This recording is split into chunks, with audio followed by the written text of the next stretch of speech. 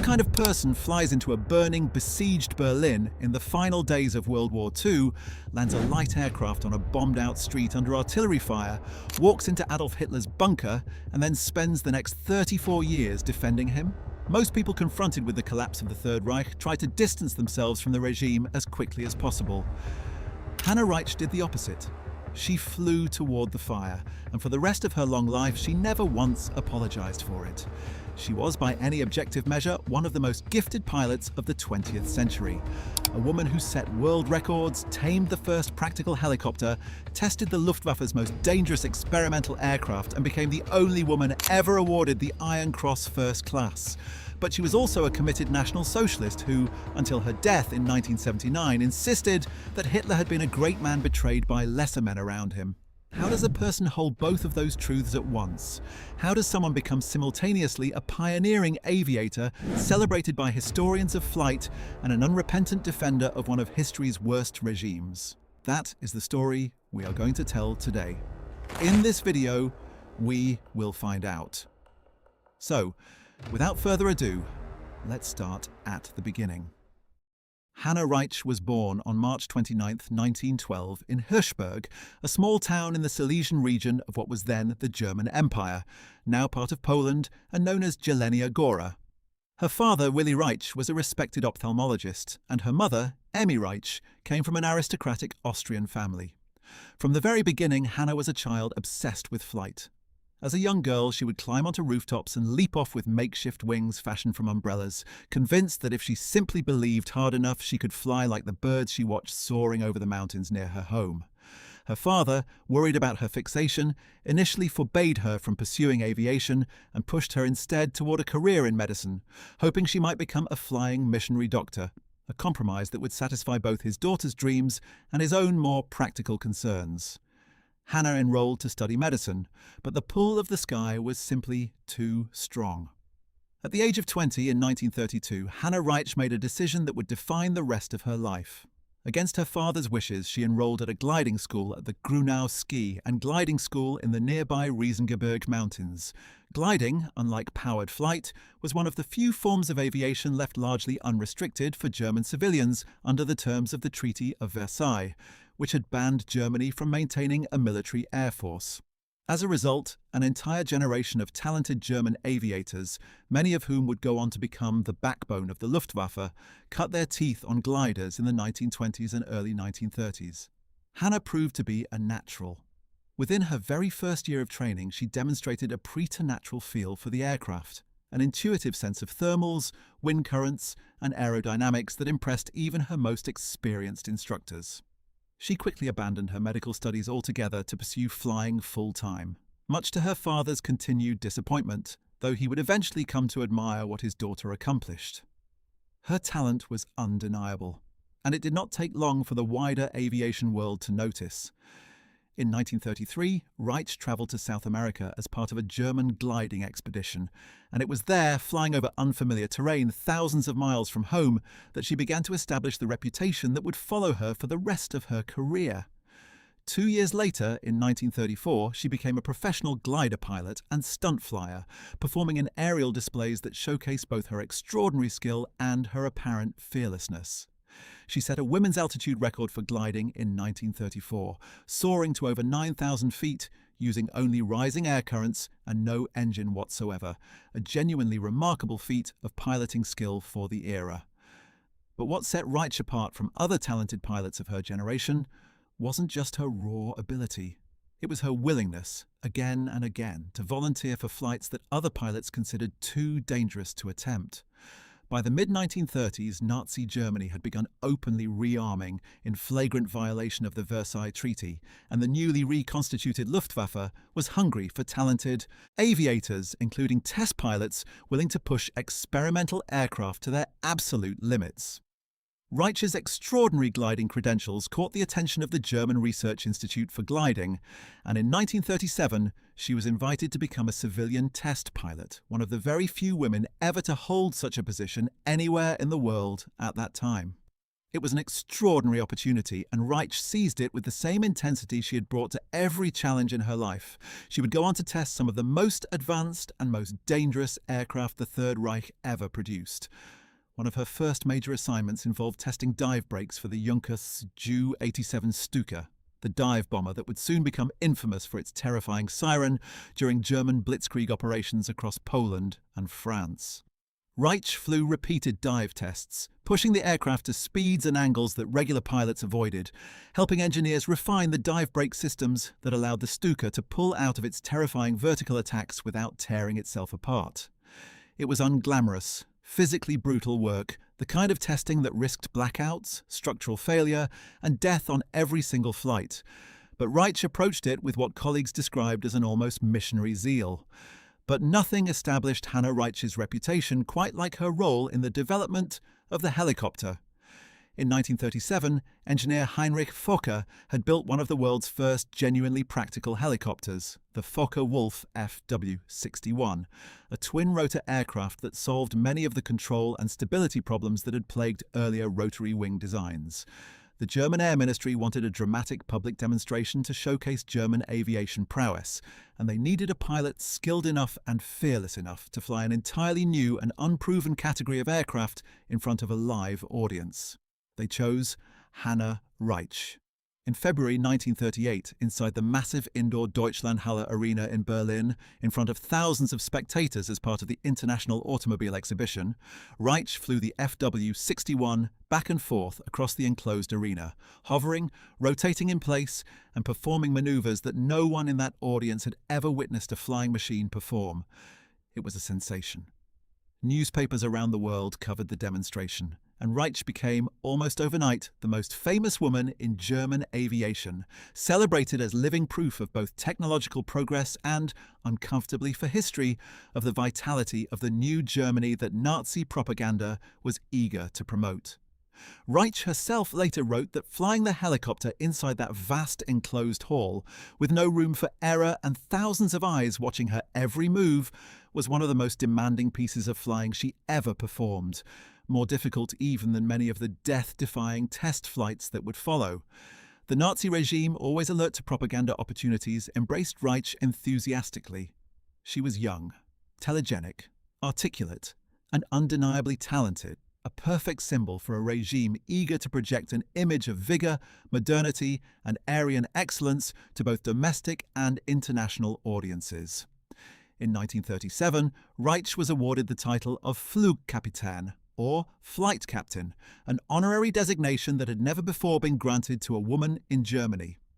She met Hermann Göring, the head of the Luftwaffe, who took a personal interest in her career and ensured she had access to the most advanced experimental aircraft the German aviation industry could produce. Whatever reservations Reitsch may have privately held about the Nazi Party's politics, and the historical record suggests she held few, if any, she proved entirely willing to serve as one of the regime's most effective aviation ambassadors, and she clearly relished both the fame and the access to cutting-edge aircraft that came with that role.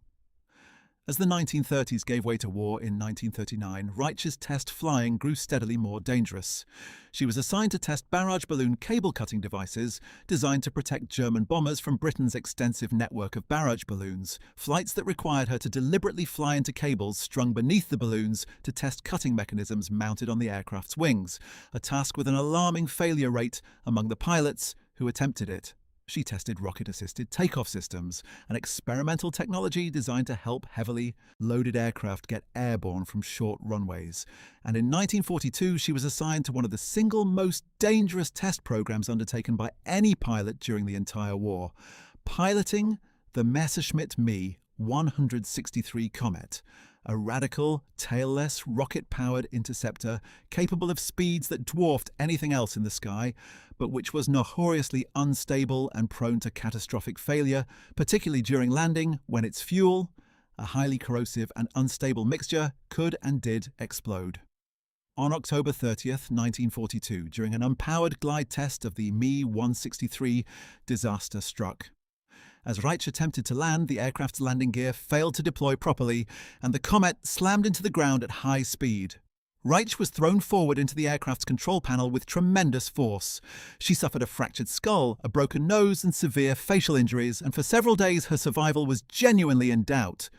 Remarkably, before losing consciousness in the wreckage, she reportedly dictated detailed notes to colleagues about the exact circumstances of the crash, information she considered vital for improving the aircraft's safety for future test pilots, an act that colleagues would later cite as characteristic of her almost obsessive dedication to her work, even in the face of her own mortality.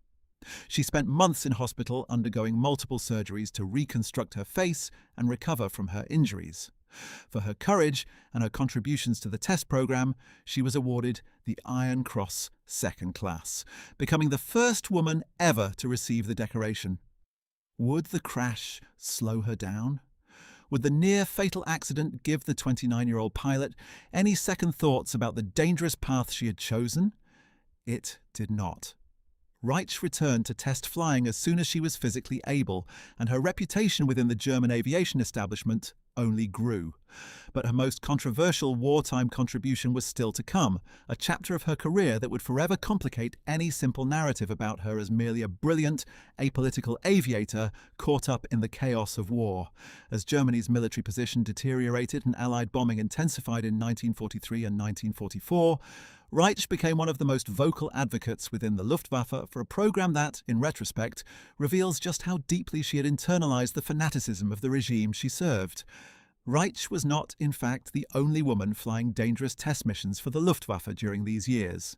Her sometime rival and fellow female aviator, Melita von Stauffenberg, herself a brilliant aeronautical engineer with a doctorate in engineering, was simultaneously testing dive bombing systems and would eventually be killed in an Allied strafing attack in April 1945, just days before the war's end. The two women, both intensely accomplished, both operating in an almost exclusively male world of military test aviation, were rarely close, and their politics diverged sharply. Von Stauffenberg's husband's family included Klaus von Stauffenberg, the officer who nearly succeeded in assassinating Hitler in the July 1944 bomb plot, a connection that placed enormous strain on Melita during the final months of the war, even as she continued flying combat testing missions for the same Luftwaffe that Reitsch served so devotedly. That two of the era's most talented female test pilots found themselves on such different sides of Germany's internal moral reckoning says something important about how individual choice, and not merely circumstance, shaped the paths available even to women operating in the rarefied and unusual world of wartime aviation. Reitsch's personal life during these years remained almost entirely subordinated to her career. She never married and had no children, a fact she attributed throughout her life to her total devotion to flying, telling colleagues and later biographers that she had never met a man she considered a suitable partner for a life spent constantly in the air, chasing records and testing increasingly dangerous machines. She lived an ascetic, disciplined existence, reportedly abstaining from alcohol and maintaining a rigorous physical fitness regimen that she credited with helping her survive the repeated crashes and injuries that punctuated her career. Colleagues who worked alongside her during the war years described a woman of formidable willpower and near-total self-belief, someone utterly convinced of both. Her own abilities and the righteousness of the cause she served, a combination that made her simultaneously an inspiring colleague to fellow aviators and, to some contemporaries, an unsettlingly fervent true believer, even by the standards of Nazi Germany's aviation establishment. Her fame, meanwhile, only continued to grow through 1943 and into 1944, even as Germany's overall war effort deteriorated. She published articles, gave interviews, and remained a favoured subject of the Reich's propaganda apparatus, which found in her an ideal figure, a woman whose achievements could be celebrated as proof of what German science, discipline, and willpower could accomplish, all without in any way challenging the regime's deeply conservative and patriarchal vision of women's proper role in society. It was a strange tension that Reitsch herself never publicly acknowledged, celebrated as an extraordinary exception to gender norms while the regime she served worked systematically to restrict opportunities for women throughout German society. She continued testing new glider designs during this period as well, including troop-carrying assault gliders derived from the DFS 230, the same type of aircraft that had been used with dramatic effect in the 1940 airborne assault on the Belgian fortress of Eben-Emael evaluating handling characteristics and structural limits for a Luftwaffe glider force that, by this stage of the war, had precious few opportunities left to deploy its aircraft in the offensive operations for which they had originally been designed. By the autumn of 1943, as German cities burned nightly under Allied bombing raids and the war on the Eastern Front had turned decisively against Germany, a small circle of hardline Luftwaffe officers and engineers began quietly developing an idea imported, whether they admitted it or not, from the same well of desperation that had produced Japan's kamikaze program on the other side of the world. The concept was simple and horrifying. A piloted version of the V-1 flying bomb, the pulse jet-powered weapon that Germany was already launching unmanned against London and southern England. A human pilot, the thinking went, could guide the weapon with vastly greater accuracy than its crude autopilot system, striking high-value targets like bridges, ships and power stations with precision no unmanned weapon could match. The catch, of course, was that there was no practical way for the pilot to survive the impact. It was, in every meaningful sense, a suicide weapon. Hanna Reitsch didn't merely support this program. She was one of its earliest and most passionate champions. Alongside Colonel Werner Baumbach and flying ace Otto Skorzeny, Reitsch petitioned Hitler directly, requesting authorization to develop what became known as the Fieseler FY-103R, codenamed Reichenberg, a manned variant of the Phi-1. Reitsch argued with the same intensity she had brought to every dangerous test flight of her career that a self-sacrifice unit was not only militarily justified, but morally appropriate given the desperate circumstances facing Germany, and she insisted that the program should be entirely voluntary, staffed only by pilots who understood exactly what they were signing up for. Hitler, for what it is worth, was initially reluctant, reportedly uncomfortable with the idea of a formal suicide corps within the German armed forces, a discomfort that stemmed less from moral qualms than from concerns about troop morale and international propaganda. But by early 1944, as Germany's strategic position grew increasingly desperate, he relented, and the program was authorized under the innocuous-sounding name Leonidas Squadron, a reference to the Spartan king who died alongside his 300 soldiers at Thermopylae, itself a telling choice of namesake for a program built entirely around the concept of a doomed last stand. Reitsch personally flew early test flights of the piloted Reichenberg, a version of the Phi-1 modified with a small cockpit crammed awkwardly in front of the pulse jet engine, minimal instrumentation, and a canopy that gave the pilot only a narrow window through which to see. These tests were not suicide missions themselves. They were unpowered or partially powered glide tests designed to determine whether a human pilot could actually control the ungainly weapon well enough for the program to be viable at all, with the expectation that the pilot would bail out or attempt a landing, rather than complete an actual strike. Even these test flights were extraordinarily dangerous. The Reichenberg was never designed with pilot safety as a priority, and Reitsch and her small circle of fellow test pilots, including engineer Heinz Kenscher, faced a brutal string of accidents. Several pilots died during testing alone before the weapon was ever used operationally against a genuine target.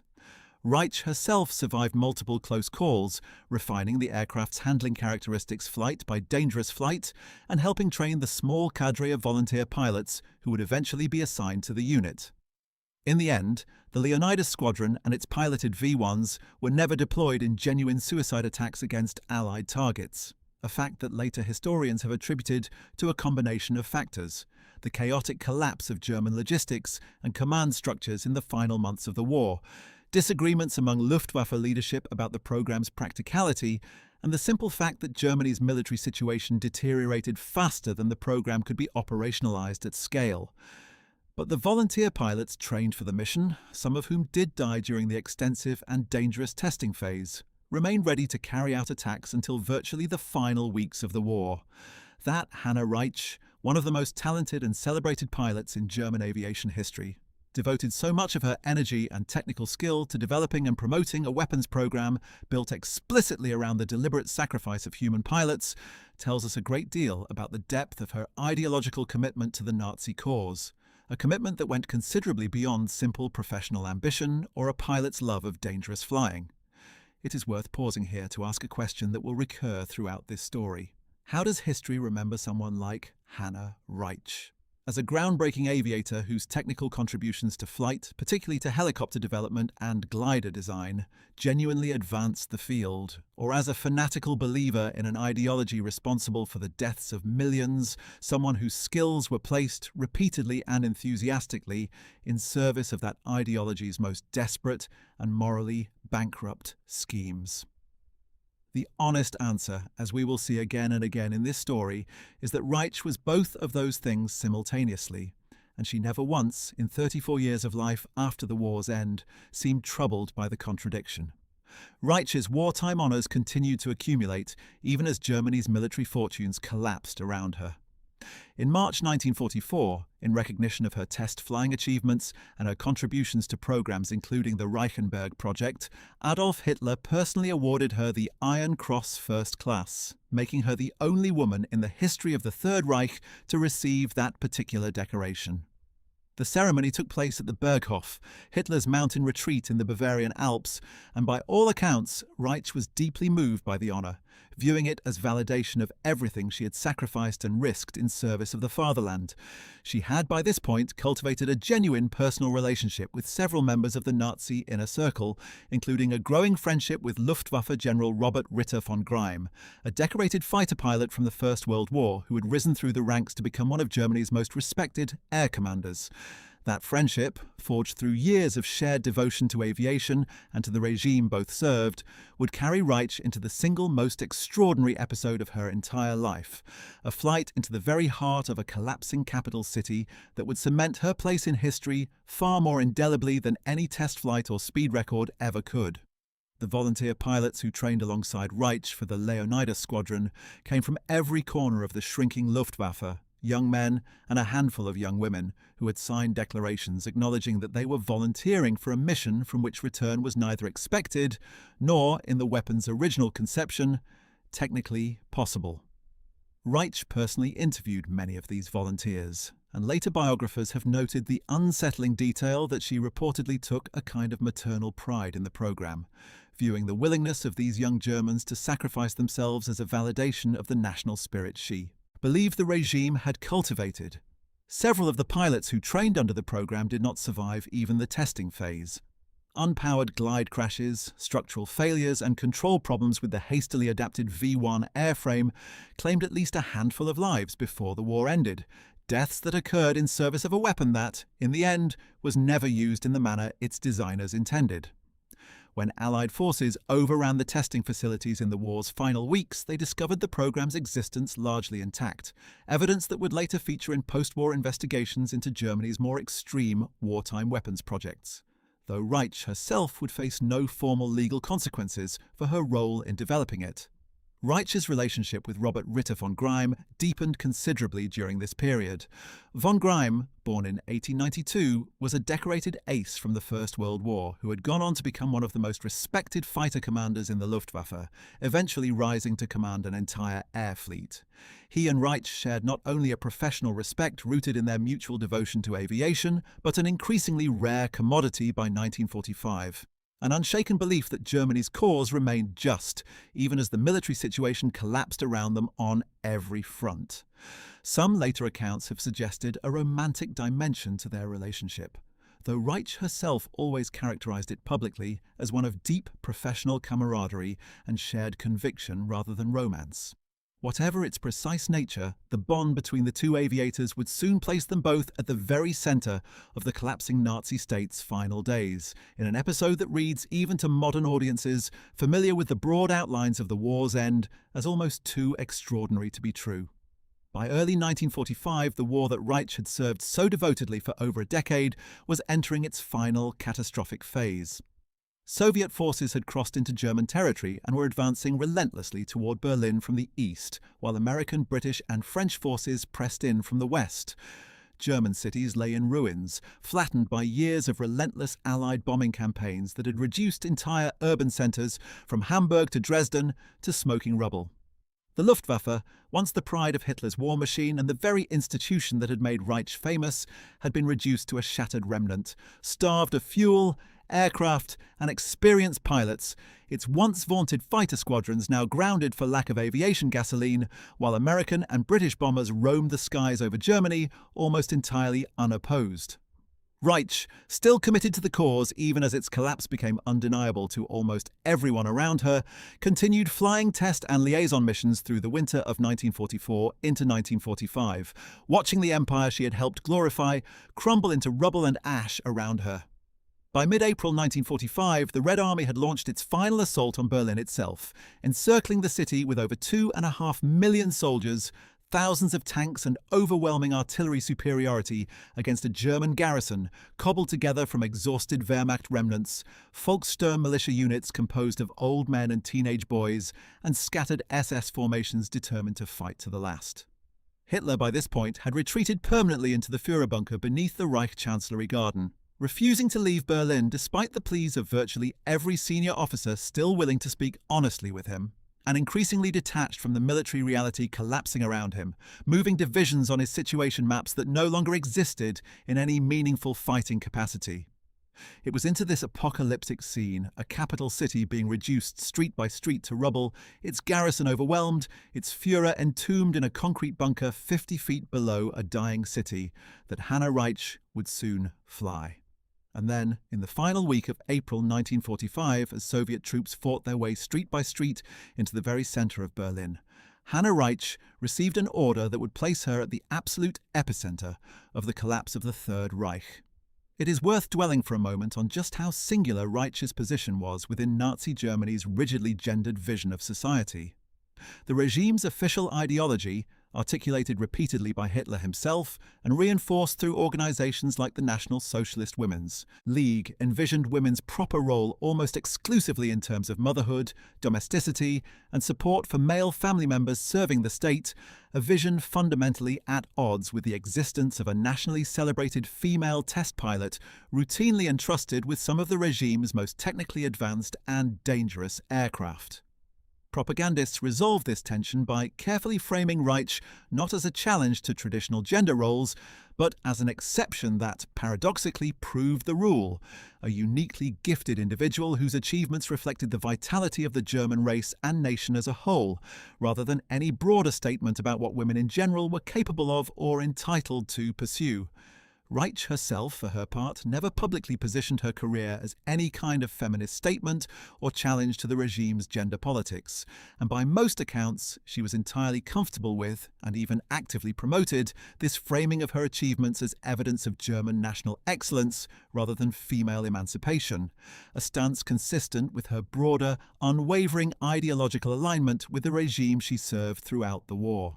Her technical contributions during these pre-war and early war years extended well beyond the headline-grabbing helicopter demonstration and dive brake testing already discussed. Reitsch was also deeply involved in testing rocket-assisted takeoff systems, known within the German aviation program by the acronym RATO, technology designed to allow heavily loaded aircraft, particularly bombers and transport planes, to achieve safe takeoff speeds from runways too short for their weight under conventional power alone.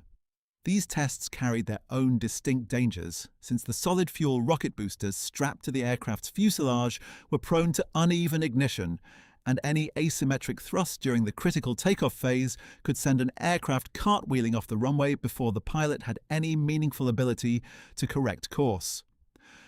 Reitsch flew dozens of these RATO test flights, methodically expanding the safe operational envelope for a technology that would later prove influential in the broader post-war development of jet-assisted takeoff systems used by air forces around the world, including, in a detail Reitsch herself might have appreciated, the United States Air Force during the Cold War decades that followed. Beyond her flying duties, Reitsch cultivated an image, carefully burnished by both herself and the Reich's propaganda ministry under Joseph Goebbels, of the ideal German aviator, disciplined, fearless, utterly devoted to duty, and entirely unconcerned with personal comfort or safety when the mission demanded otherwise. She gave frequent public lectures and radio addresses throughout the late 1930s and early 1940s, describing her test flights in vivid, dramatic language calculated to inspire both national pride and a broader public fascination with aviation as a symbol of German technical and martial supremacy. These public appearances made her one of the most recognizable women in Germany by the early years of the war, a level of fame rivaled among German women of the era by very few figures outside the world of film and entertainment, and one that ensured her name and reputation would remain permanently, inextricably entangled with the propaganda apparatus of the very regime whose crimes the post-war world would spend decades documenting and confronting. Reitsch's 1934 expedition to South America deserves more attention than a brief mention allows, since it represented one of the formative experiences that established her broader international reputation even before her more famous wartime test flying began.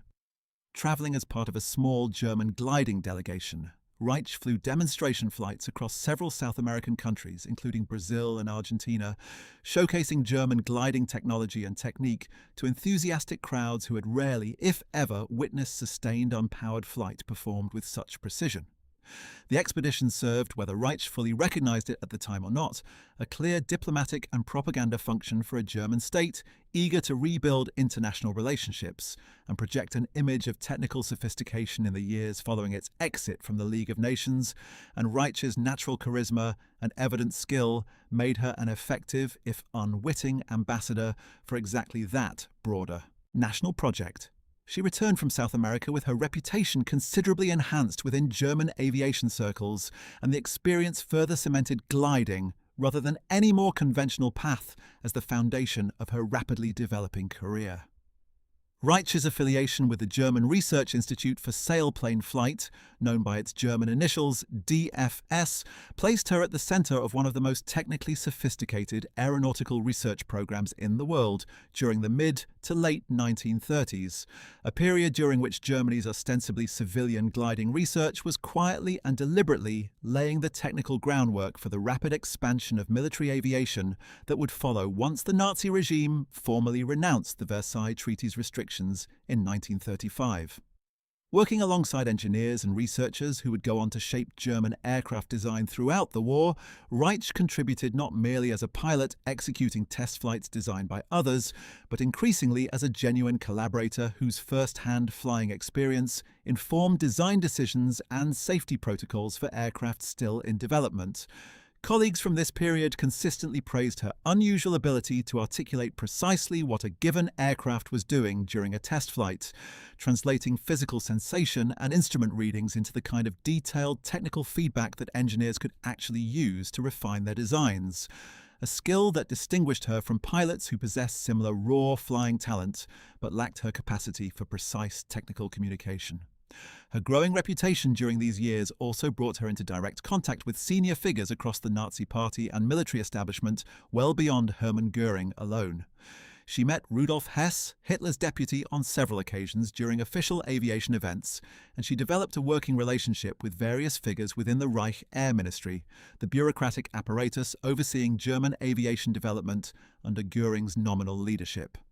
These relationships proved valuable in securing her continued access to the most advanced, and consequently, the most dangerous experimental aircraft the German aviation industry was developing, access that few pilots, male or female, military or civilian, could claim during this period. It is worth noting that Reitsch's civilian status, rather than limiting her opportunities, appears to have granted her a degree of flexibility and access that might have been more constrained within the Luftwaffe's formal military hierarchy, allowing her to move relatively freely between different research programs and test facilities in a way that reflected both her exceptional reputation and the regime's evident eagerness to showcase her achievements for propaganda purposes whenever the opportunity arose.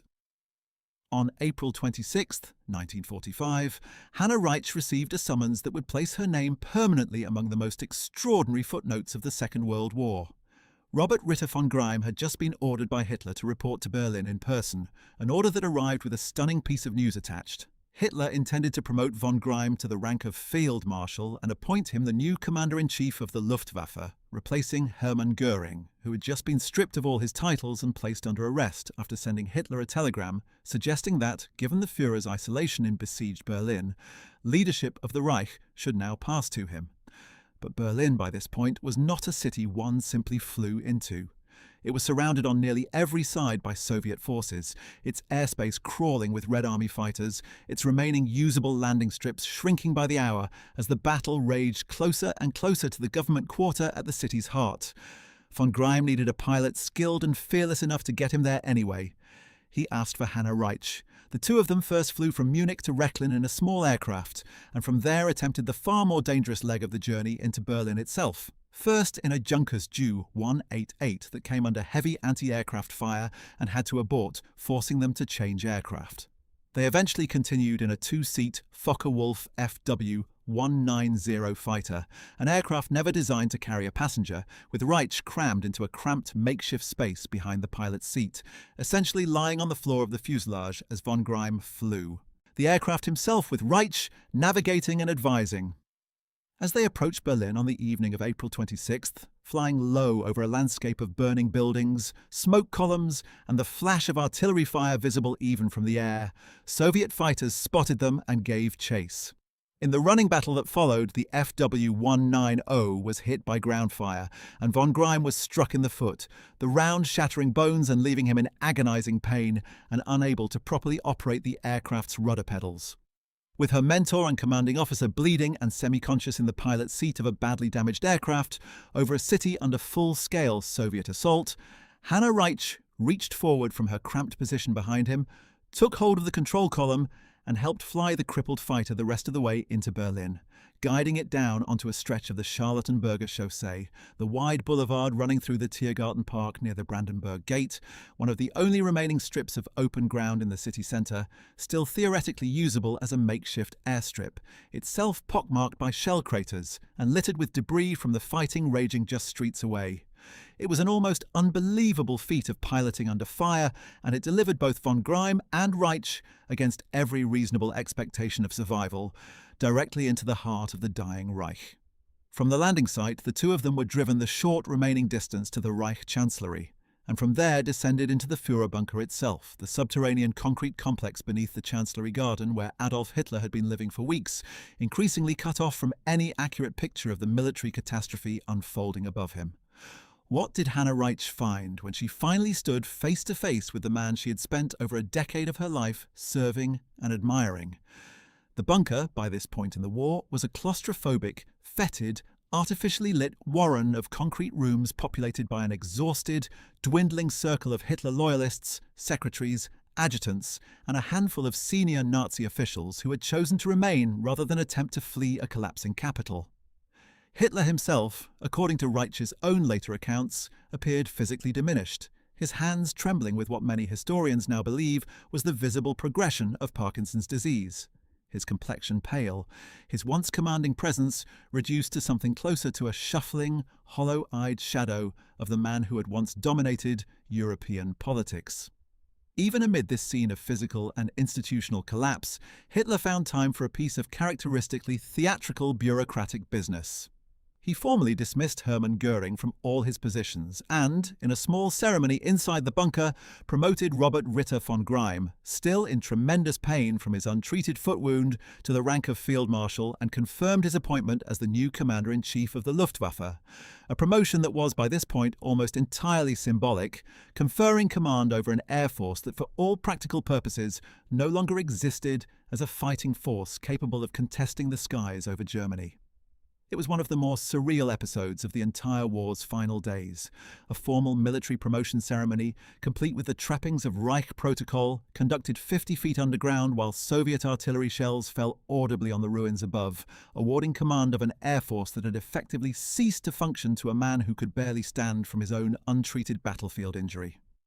Reitsch remained in the bunker complex over the following 2 days, and what she witnessed there would form the core of stories she would tell, retell, and defend for the remainder of her life. She is described walking through corridors past Eva Braun, Hitler's longtime companion, who had travelled to Berlin specifically to be with him in his final days despite his own urging that she flee to safety, and past Magda Goebbels, wife of propaganda minister Joseph Goebbels, who had brought her 6 young children into the bunker rather than allow them to grow up, as she reportedly put it, in a world without National Socialism. A horrifying decision that would end within days in the murder of all 6 children by their own mother. Reitsch later recounted conversations with several of these figures during her brief time underground, describing an atmosphere of surreal calm, punctuated by moments of raw despair, as key figures within the regime came to terms in their own very different ways with the certainty of imminent defeat. According to Reitsch's own post-war accounts, and this claim would remain one of the most examined and disputed elements of her entire life story, she pleaded directly with Hitler to allow her to fly him out of Berlin to safety, insisting that even at this desperately late stage, escape remained possible, and that Germany still needed his leadership. Hitler, according to Reitsch, refused, telling her that he had resolved to remain in Berlin and share the fate of his soldiers, rather than flee like, in his words, so many of the other Nazi leaders who were already scrambling to save themselves as the front collapsed. Reitsch would later describe this refusal and Hitler's apparent calm resignation to his own death as evidence of a kind of tragic nobility, an interpretation that virtually every serious historian who has examined her testimony has rejected as a grotesque misreading of a man who had, by that point, presided over a war of aggression and a campaign of industrialized genocide that had killed tens of millions of people. A man whose refusal to leave Berlin reflected less noble sacrifice than a final act of nihilistic theatre from someone who had already made clear he intended to take his own life rather than face capture or accountability.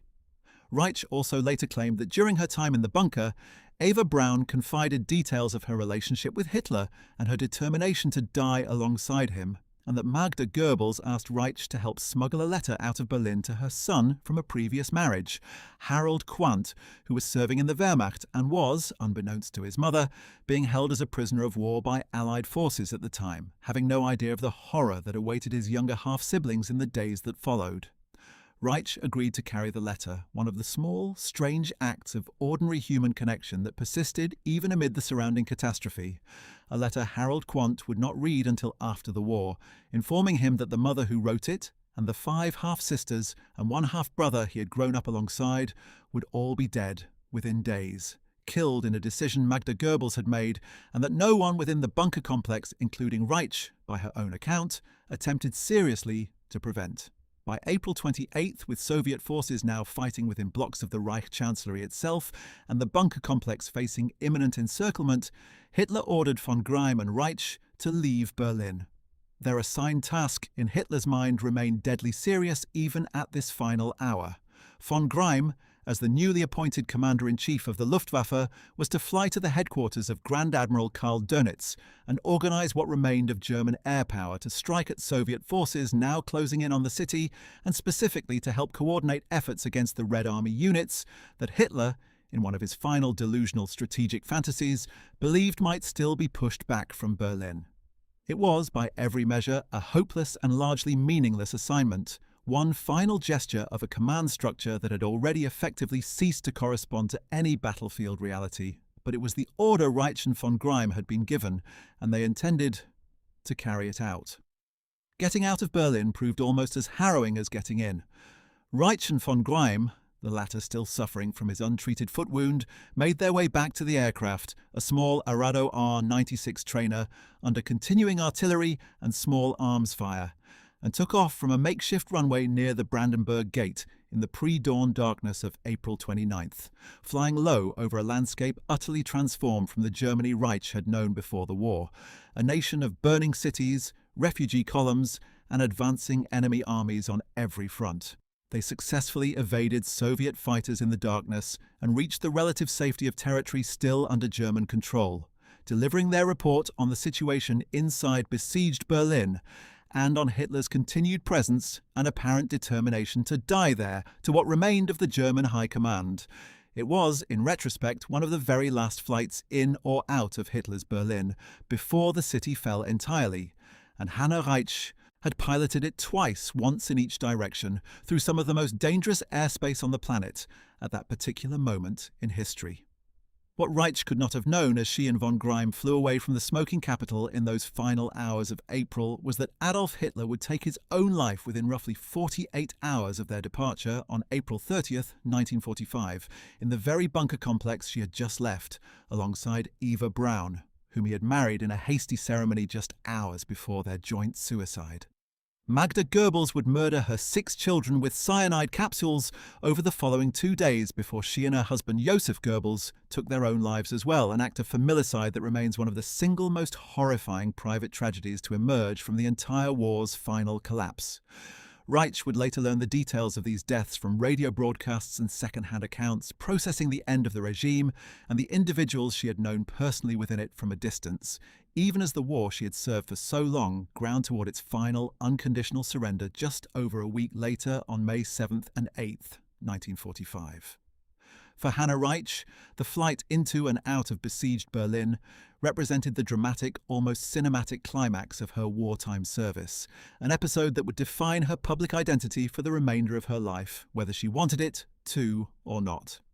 She had flown directly into the eye of history's storm, met personally with the men and women at the absolute centre of the Third Reich's final collapse, and emerged remarkably alive and unscathed, even as almost everyone she had encountered in that bunker in those final days would be dead within a week. But the war itself was now over, and for Reitsch, as for millions of other Germans who had believed in and served the Nazi cause with varying degrees of enthusiasm and complicity, an entirely new and far less glorious chapter of her life was about to begin. One that would test, in ways her wartime test flights never had, exactly how far she was willing to go in defending a regime that the rest of the world now viewed, with overwhelming and mounting evidence, as one of the great moral catastrophes of human history. What happened when the war ended and the accounting began? Would Hanna Reitsch, so closely associated with Hitler's inner circle in its very final days, face the same reckoning that awaited so many senior Nazi officials at Nuremberg and beyond? Or would her status as a civilian test pilot, rather than a military officer or party official, shield her from the more severe consequences that befell others who had served the regime? The answer to that question, and to what became of the rest of Hanna Reitsch's remarkably long and controversial life, is where our story turns next. In the immediate chaos following Germany's unconditional surrender on May 8, 1945, Hanna Reitsch, along with her father, mother and sister, found herself in the Austrian region of Salzburg, part of the tide of German refugees, soldiers and officials attempting to navigate a collapsed state and an uncertain future under Allied occupation.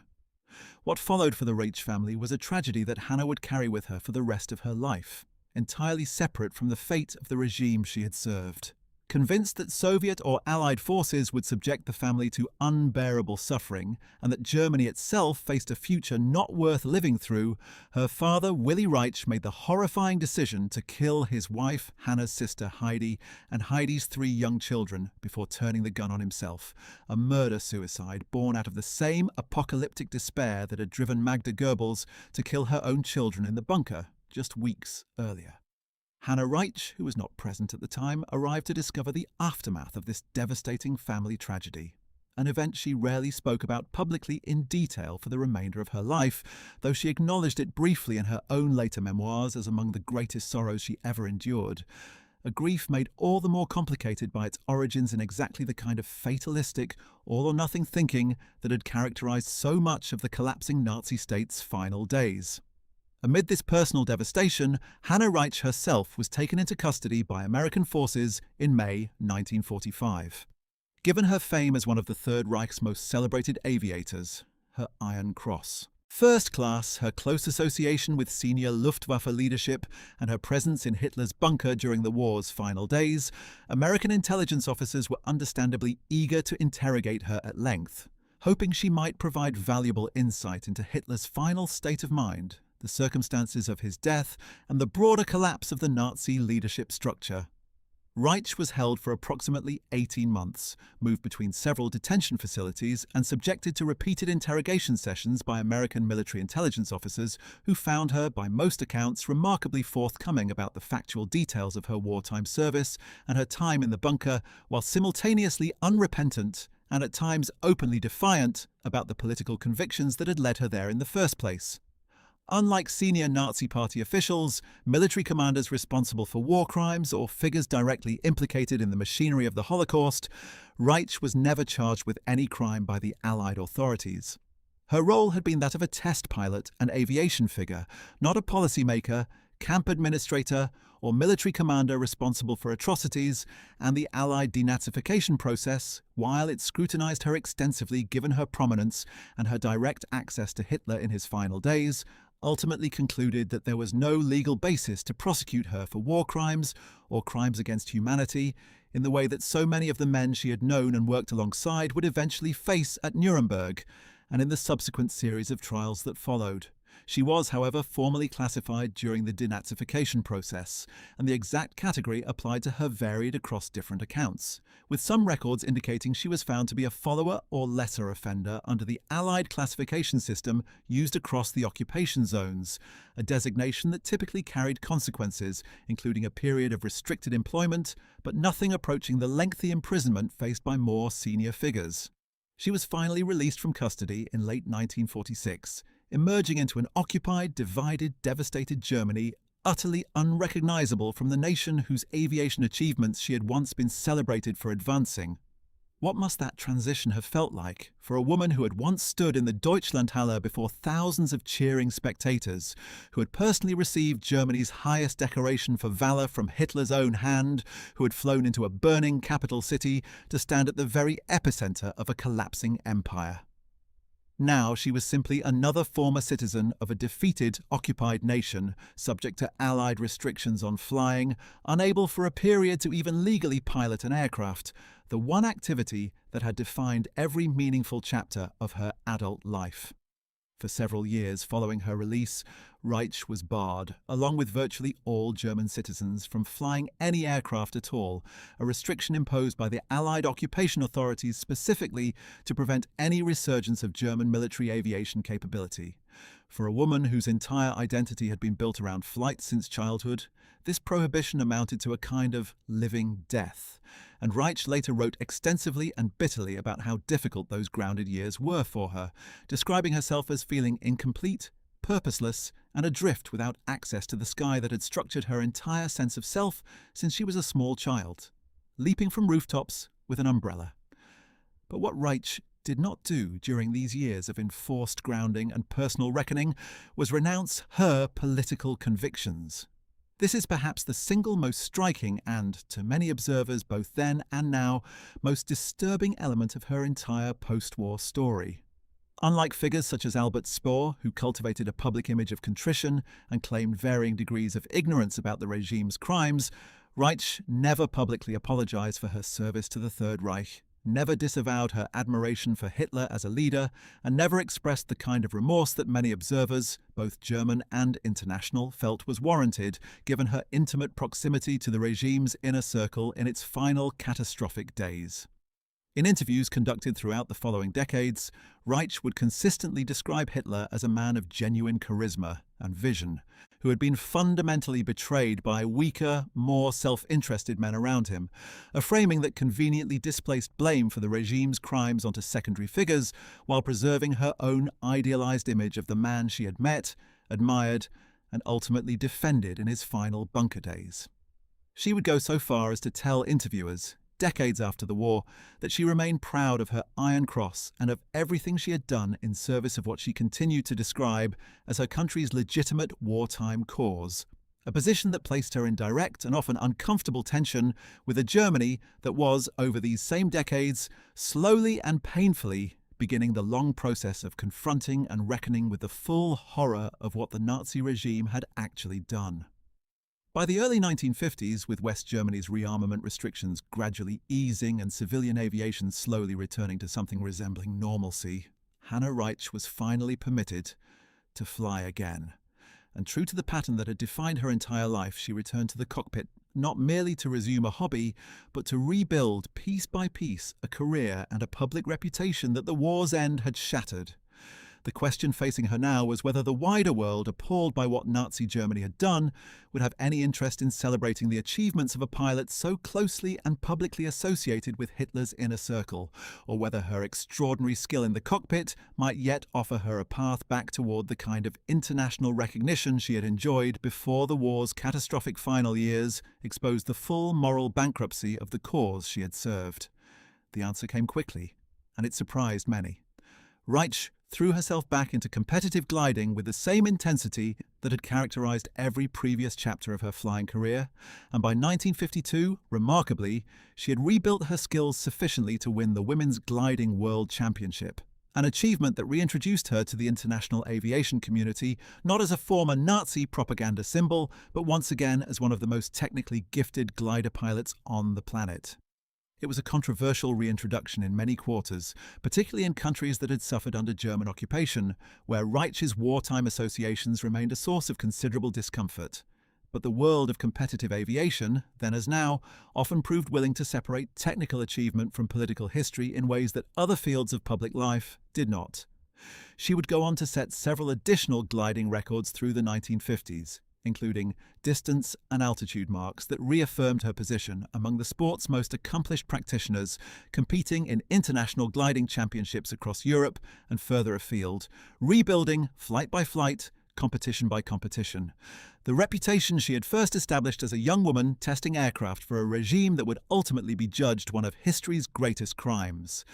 Her return to prominence was not without friction. Journalists covering her competitive comeback frequently pressed her on her wartime service, her relationship with Hitler, and her continued defense of aspects of the regime she had served. And Reitsch, never one to shy away from a direct question, generally answered these inquiries honestly rather than attempting to obscure or minimize her past, even as her answers frequently revealed the depth of her continued ideological attachment to ideas that the rest of the world had, by the 1950s, thoroughly and rightly repudiated.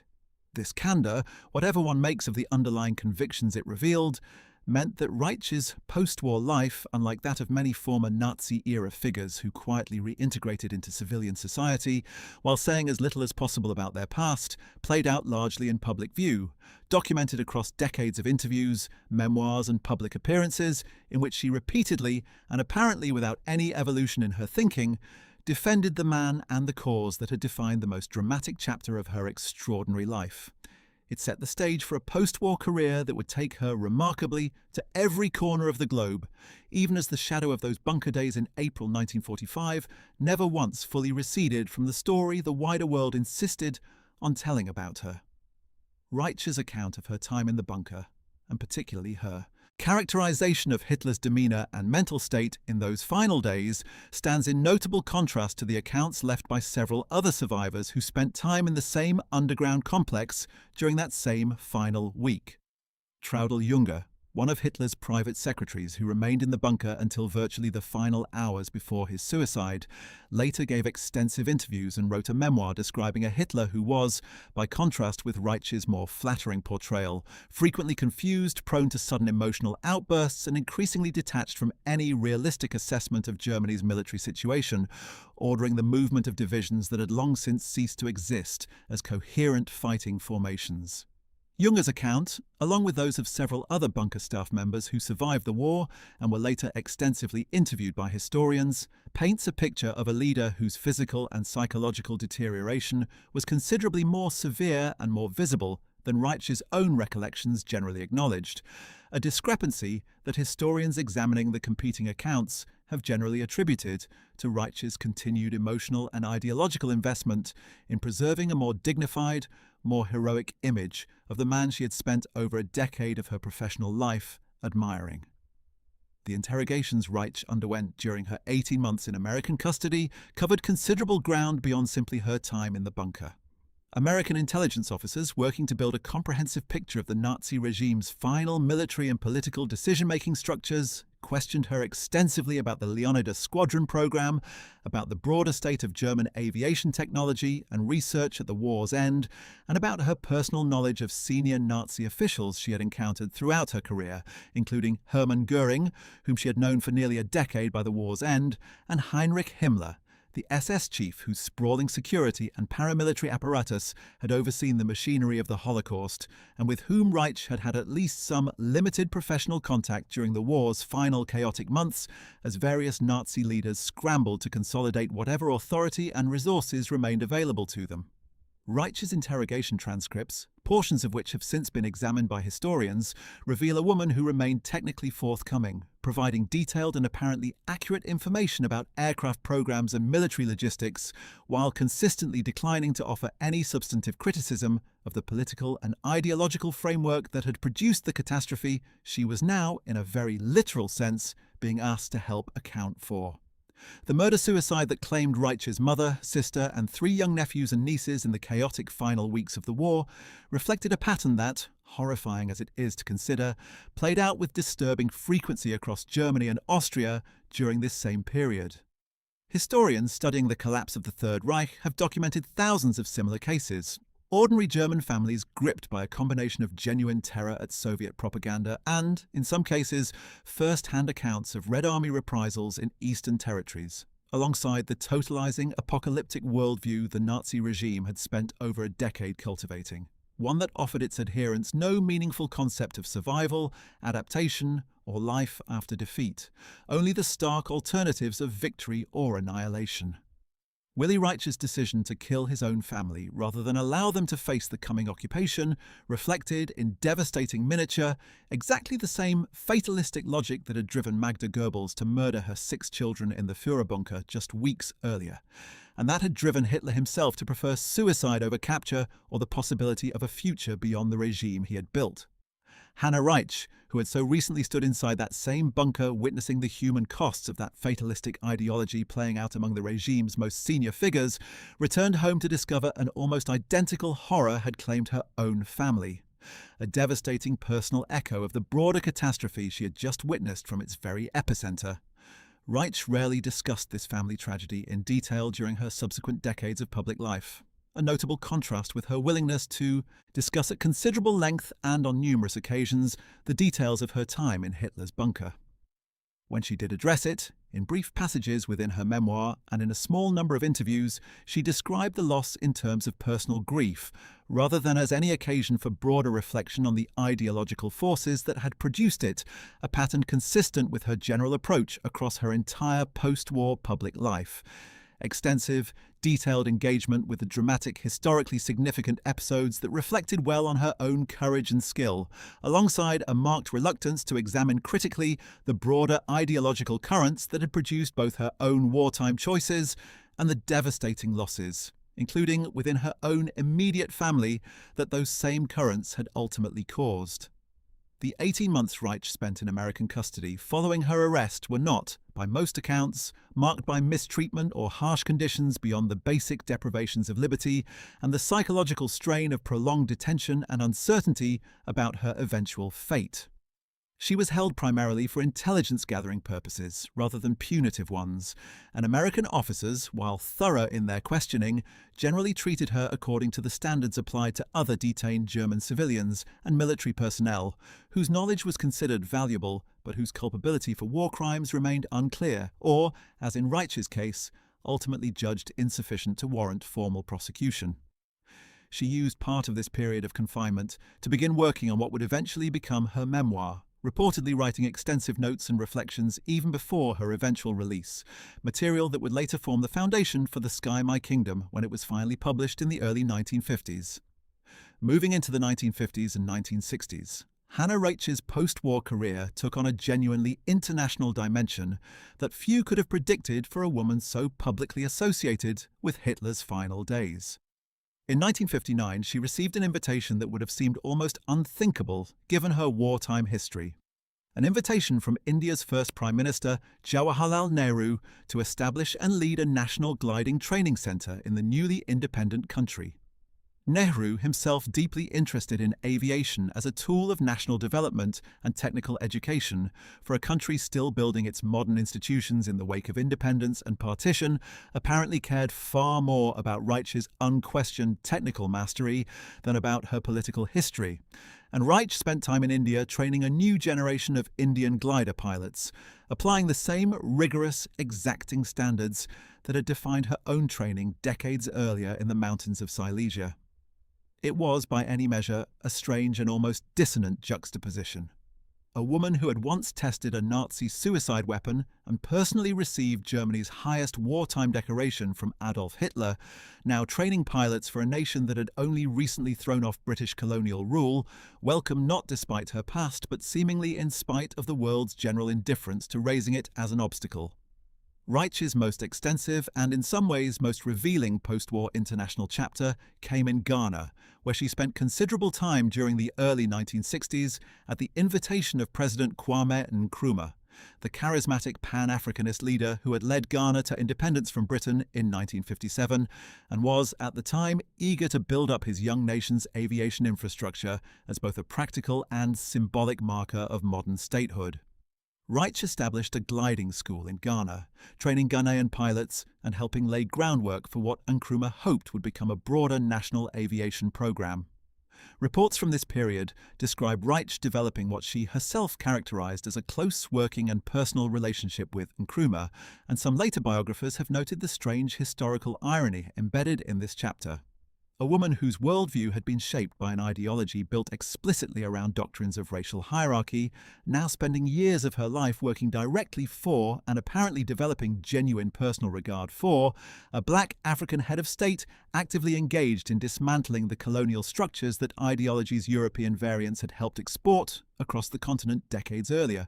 Reitsch herself never publicly grappled with this apparent contradiction in any depth, treating her African work simply as one more chapter in a lifelong career defined by flight, technical achievement, and personal relationships built through aviation, rather than through any deeper political reflection.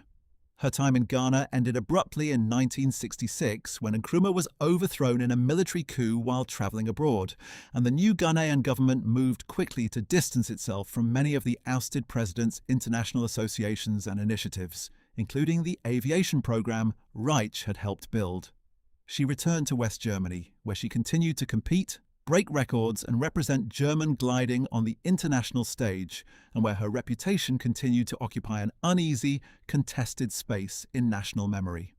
West German aviation authorities and gliding federations frequently found themselves navigating a delicate balance. Reitsch's technical credentials and record-setting achievements were undeniable, and in narrow sporting terms brought credit to post-war German aviation. But her unrepentant public statements about Hitler and the Nazi regime made her an uncomfortable figure for a country actively working to rebuild its international reputation and confront its own historical culpability, particularly as West German society moved through the difficult generational reckonings of the 1960s, when a younger generation of Germans, born during or after the war, began pressing their parents' generation with pointed and often painful questions about what they had done or failed to do under Hitler's regime.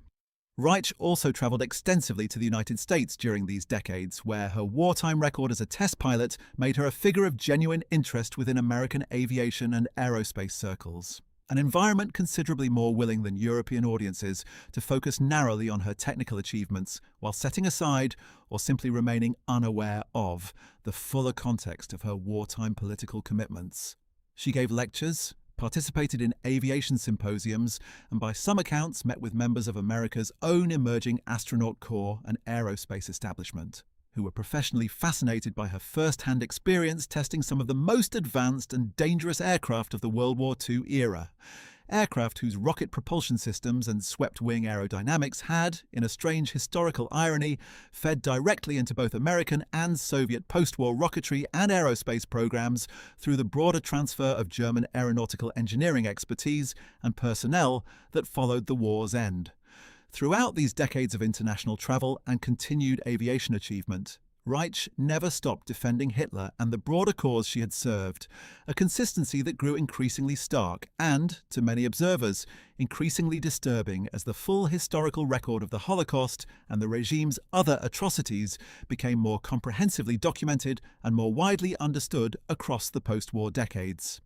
In a series of interviews conducted in the 1970s, including notably with British journalist and writer James P. O'Donnell, who was researching what became an influential account of the final days in the Führer bunker, Reitsch reiterated many of the same claims she had first made decades earlier, that Hitler had been calm, dignified and resolved in his final days rather than the raving, physically and mentally deteriorated figure that most other bunker survivors and subsequent historical research described. that his refusal to leave Berlin reflected honourable resolve rather than nihilistic fatalism, and that the German people, and Hitler's government specifically, had been engaged in a legitimate, if ultimately unsuccessful, struggle, rather than a war of aggression prosecuted alongside a campaign of systematic genocide. These interviews, preserved in archives and cited extensively by later historians examining the psychology and self-justification patterns of unrepentant former Nazi supporters, remain among the most striking primary source documents illustrating just how completely Reitsch's worldview had been shaped by and remained loyal to the ideology of the regime she had served even 3 decades after that regime's catastrophic and total collapse. It is worth pausing here to consider a question that runs through so much of Hanna Reitsch's post-war story.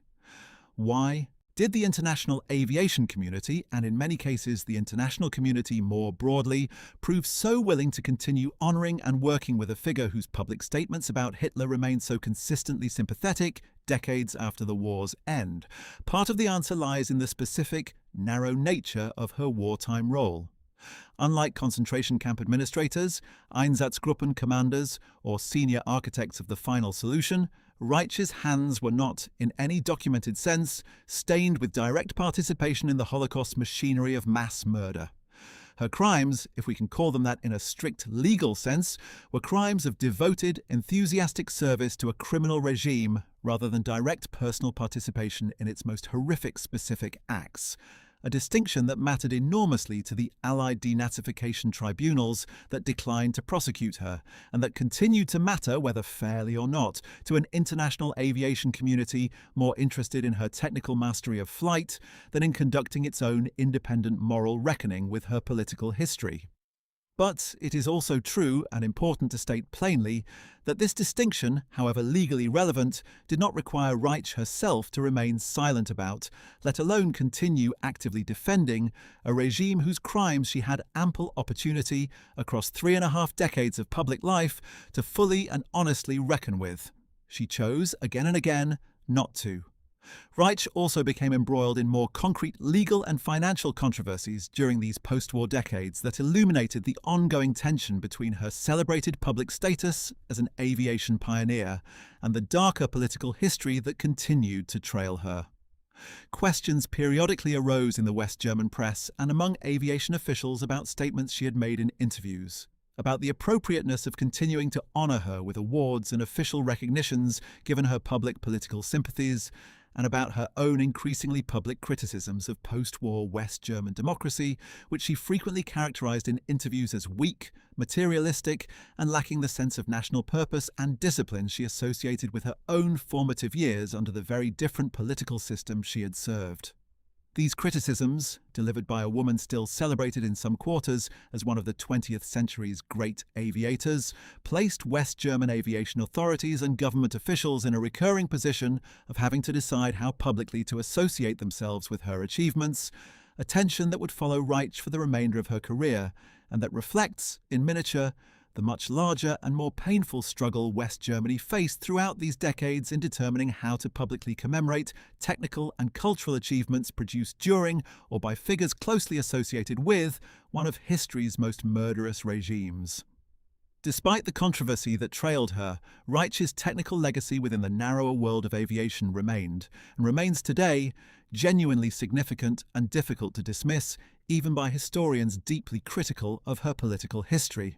Her contributions to early helicopter development, demonstrated so dramatically in that 1938 Deutschlandhalle exhibition, are widely credited by aviation historians with helping validate rotary wing flight as a practical technology at a crucial early stage in its development, work that fed into the broader post-war explosion of helicopter technology across military and civilian applications worldwide. Her glider records, several of which stood for years after she set them, demonstrated a mastery of unpowered flight that professional gliding communities continued to study and respect long after the war's end, and her test flying of the Me-163 Comet, dangerous and ultimately near-fatal as it proved, contributed directly to engineers' understanding of rocket-powered flight characteristics at a formative moment in the development of high-speed aviation, knowledge that, however uncomfortably, fed into post-war rocketry and aerospace programs on both sides of the emerging Cold War divide. By the late 1970s, Hanna Reitsch had lived, by any measure, an extraordinarily eventful life spanning some of the 20th century's most consequential events. Pioneering aviation achievements before the war, direct and enthusiastic service to one of history's most murderous regimes during it, a front-row seat to that regime's apocalyptic final collapse, and then over 3 decades of post-war life spent simultaneously rebuilding a genuinely impressive competitive and technical aviation career, while never once renouncing the political convictions that had defined her most controversial wartime choices. She remained into her 60s, a physically active and competitively engaged pilot, continuing to fly gliders and participate in aviation events even as her health inevitably began, like anyone's, to show the accumulated toll of a lifetime spent absorbing the physical punishment of high-speed crashes, structural failures, and the general wear of decades spent in demanding, often dangerous cockpits. What remained to be seen as the decade drew toward its close was how this singular, contradictory life would finally end, and what judgment history would ultimately render on a woman who had spent 34 years after the war's end, defending, without apparent hesitation or doubt, a man and a cause that the rest of the civilized world had long since consigned to history's most damning verdict. In 1951, Reitsch published her memoir, which appeared in English translation under the title The Sky, My Kingdom, a book that offered readers a detailed first-hand account of her aviation career alongside her own carefully curated version of her wartime experiences, including her time in the Führer bunker. The memoir became a significant primary source for historians studying the war's final days, precisely because so few people who had been inside that bunker complex in late April 1945 survived to give any account at all, let alone one as detailed and articulate as Reitsch's. But historians examining the book have long noted its selective framing, its consistent tendency to present Reitsch's own choices in the most flattering possible light, and its near-total absence of any genuine reckoning with the moral catastrophe of the regime she had served so devotedly. The book presented Reitsch as a patriotic aviator swept up in dramatic historical events largely beyond her control, a framing that conveniently minimized her own enthusiastic voluntary advocacy for programs like the Leonidas Squadron and her personal closeness to the highest levels of Nazi leadership. Later editions and subsequent interviews would add further detail to her account of the bunker days, details that shifted and expanded somewhat over successive retellings across the decades, a pattern that some historians have pointed to as evidence of a narrative that hardened and, in places, embellished itself over time, as Reitsch became increasingly practiced at telling the story in the form she preferred the world to remember. Reitsch's account of Hitler's final days in the bunker would go on to feature prominently in numerous subsequent historical works, including Hugh Trevor Roper's pioneering post-war investigation into the circumstances of Hitler's death, one of the very first serious historical reconstructions of the bunker's final weeks, commissioned by British intelligence in 1945, specifically to counter Soviet propaganda, claims that Hitler had somehow escaped Berlin alive.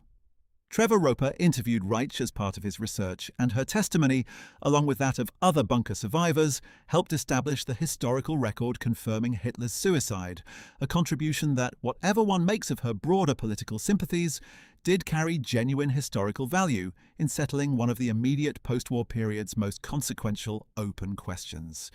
Decades later, additional historians and journalists, including Joachim Fest and James P. O'Donnell, would return to Reitsch for further interviews as they constructed increasingly detailed accounts of the bunker's final days, and each subsequent account had to grapple with the same underlying challenge. How much weight to give testimony from a witness whose devotion to Hitler remained, by her own repeated public statements, essentially undiminished across the decades separating the events themselves from her retelling of them. Reitsch's competitive gliding career continued to generate genuine, undisputed sporting achievements throughout the 1950s and into the 1960s. Beyond her 1952 World Championship victory, she continued setting distance and altitude records into her 40s, an unusually advanced age by the standards of competitive gliding, a sport that places tremendous physical and mental demands on pilots who must read shifting weather patterns and thermal conditions with total precision over flights that can last many hours. She represented West Germany at international gliding competitions across Europe, and her technical writings and lectures on gliding technique, informed by decades of both competitive and experimental test flying experience, were genuinely influential within the sport, studied by younger pilots eager to learn from one of the era's most technically accomplished practitioners, regardless of the discomfort her continued presence on the international stage generated in some quarters. Her relationships within the broader community of former Luftwaffe personnel and German aviation figures during these post-war decades were similarly complex. She remained in contact with a number of former colleagues from her wartime test flying days, several of whom had, like her, avoided formal prosecution for war crimes given the technical rather than command nature of their wartime roles, and who shared with her a broadly similar unwillingness to publicly reckon with the moral dimensions of the cause they had served.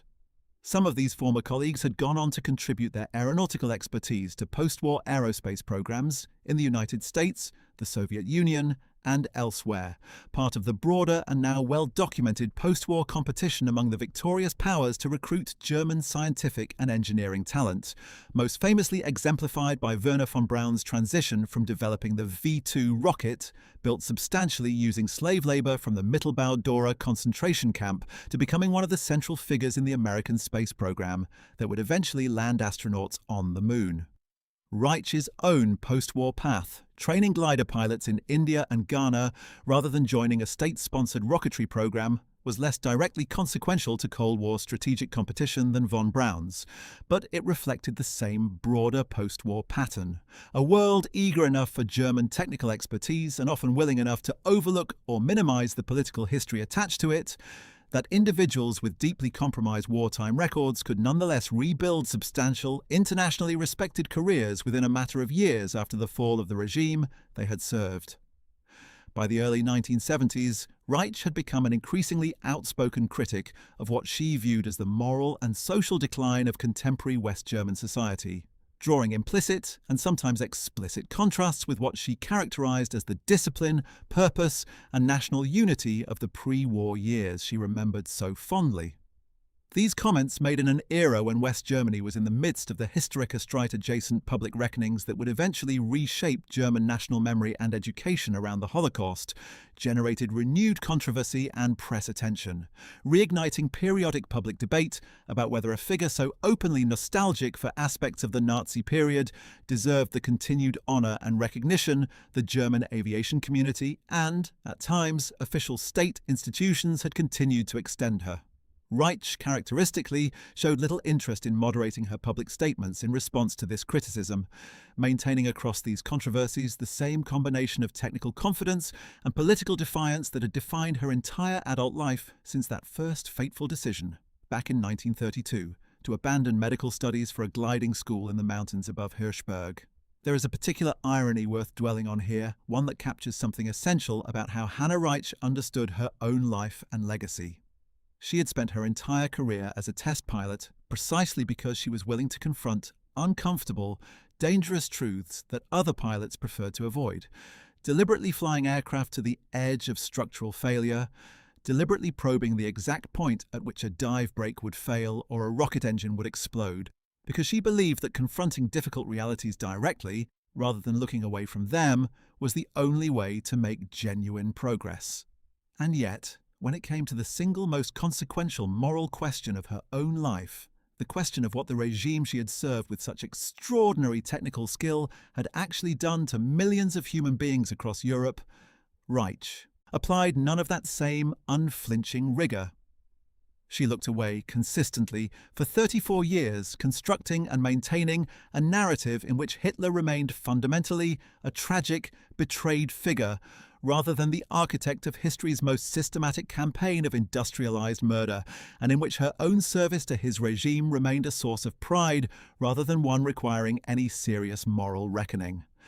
It is a contradiction that biographers and historians examining her life have returned to again and again, precisely because it resists easy resolution. How could someone so rigorously honest about the physical world, so willing to stare down mortal danger in pursuit of precise technical truth, remain so thoroughly unwilling to apply that same honesty to the moral dimensions of her own choices?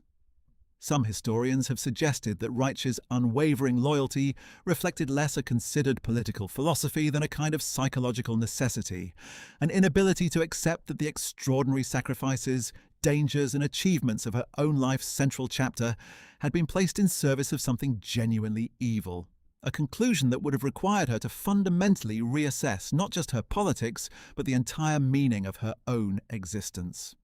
Others have pointed to the specific, insulated nature of her wartime role, arguing that, as a test pilot operating largely within the world of aviation engineering and Luftwaffe leadership circles, Reitsch may have had less direct, unavoidable exposure to the regime's genocidal machinery than officials working in occupied territories or within the concentration camp system, allowing her to maintain, whether through genuine ignorance or convenient self-deception, a more abstracted and sanitized understanding of what the cause she served had actually required and produced.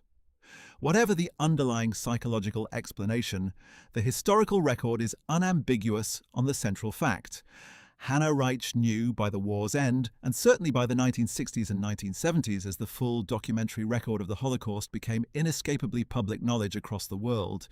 exactly what the regime she continued to defend had done, and she chose again and again, across 3.5 decades of public statements, books, and interviews, to defend it anyway. As the 1970s progressed, Reitsch's public profile gradually receded somewhat from the intense international attention that had surrounded her bunker testimony and her African aviation projects during the 1960s, though she remained an active and recognized figure within German gliding circles, continuing to fly, lecture, and occasionally grant interviews to historians and journalists still working to piece together the fullest possible account of the war's final catastrophic weeks. She had by this point outlived nearly everyone else who had shared her extraordinary vantage point inside the Führer bunker in April 1945, a distinction that made her testimony increasingly valuable to historians, even as it left her an increasingly isolated and, in some respects, anachronistic figure, a living relic of a catastrophic period in German history that the rest of the country was working, however imperfectly, to move beyond. Reitsch's work in India deserves a closer look since it illustrates so clearly the peculiar post-war pattern of technical rehabilitation that defined so much of her later career. The gliding program she established there, based initially near Delhi, trained a cohort of Indian pilots using methods and safety protocols she had refined across nearly 3 decades of both competitive and experimental flying, and by most contemporary accounts the program was considered a genuine success, producing pilots who went on to represent India in international gliding competitions during the 1960s. Nehru himself reportedly met with Reitsch on several occasions during her time in the country, and Indian press coverage of her work, while occasionally noting her wartime background, generally focused overwhelmingly on the technical and educational value of the program she had built, a markedly different reception than she often received in European press coverage, where her Nazi-era history remained a far more persistent and prominent point of reference. Her subsequent work in Ghana followed a broadly similar pattern, though on a considerably larger and more ambitious scale.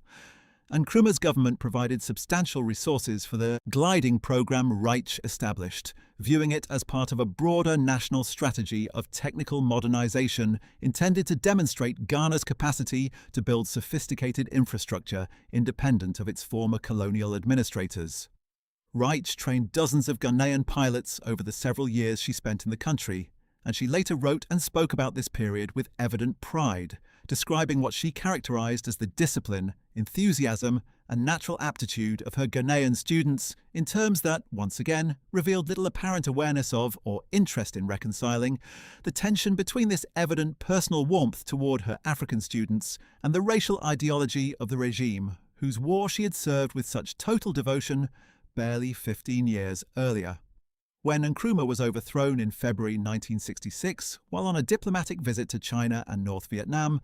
the National Liberation Council that replaced him moved to dismantle many of his signature initiatives, and Reitsch's gliding program, closely associated with the ousted president's personal patronage, did not survive the transition, forcing her to return to West Germany considerably earlier than she had originally planned. Back in West Germany during the later 1960s, Reitsch continued competing in gliding events and increasingly took on a role as an elder statesperson of sorts within German aviation circles, mentoring younger pilots and serving on the periphery of various gliding federations and aviation organizations, even as her formal official recognition remained a persistently contested subject. She received several international honours and awards during this period from gliding and aviation organisations more focused on her technical legacy than her political history, even as some German civic institutions remain notably reluctant to extend her the kind of official state recognition that her purely technical achievements might otherwise have merited, a reluctance rooted directly in her continued public refusal to disavow her wartime political sympathies. This pattern of technical honour extended alongside civic and political recognition withheld would continue to characterise the treatment of her legacy for the remainder of her life, and in many respects into the decades following her death as well.